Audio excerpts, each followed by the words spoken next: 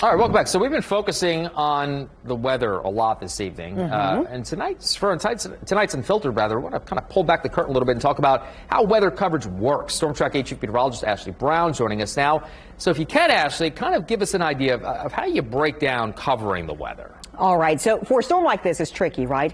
Let's say we were in Fort Wayne, some area north, right, where temperatures are colder. This would be an easy storm to predict because we would stay cold enough to where we would see snow all the way through, right? And we would see the higher end of those totals, 8, 9, 10 inches of snow because it's just snow. Right. When you're a place like Indy, where you hit 44 degrees today, and you see this system move in, you have to start factoring in, that temperatures are too warm to see snow initially. So we say, hey, rain first.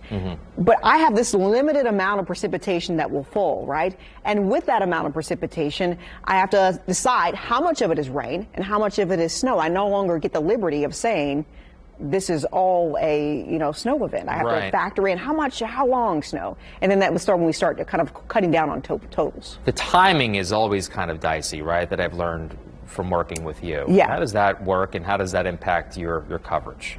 The transition timing, right?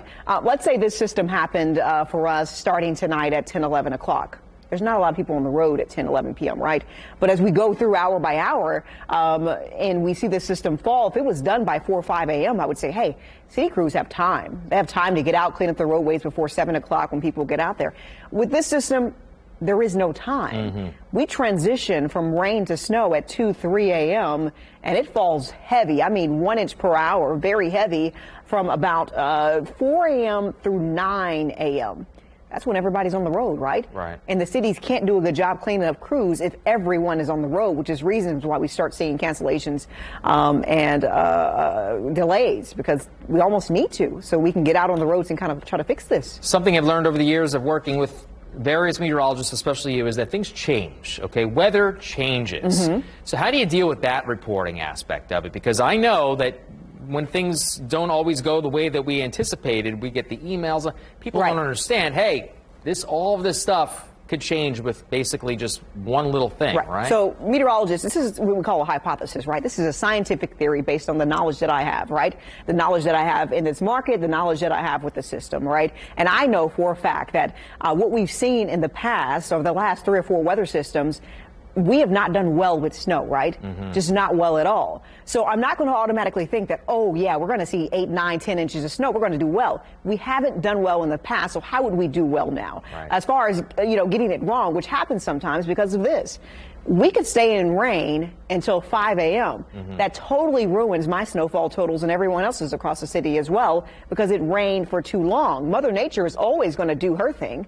It's us trying to figure it out. At the end of the day, only God knows. Yeah. But I can tell you for a fact that we will transition to snow. What I can't tell you for a fact is that it will happen exactly at the time that I tell you.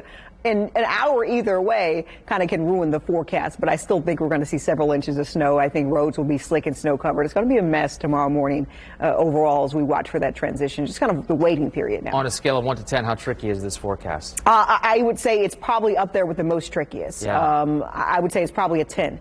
Because Interstate 70 plays in. And I'm sure, you living here for a long time, me living here my whole life, Interstate 70 is always our problem, and I think it always will be. That line along Interstate 70 can ruin snowfall totals quickly. With this one, I think we're good at 4 or 5 inches, to be honest with you, as I still look at everything right now.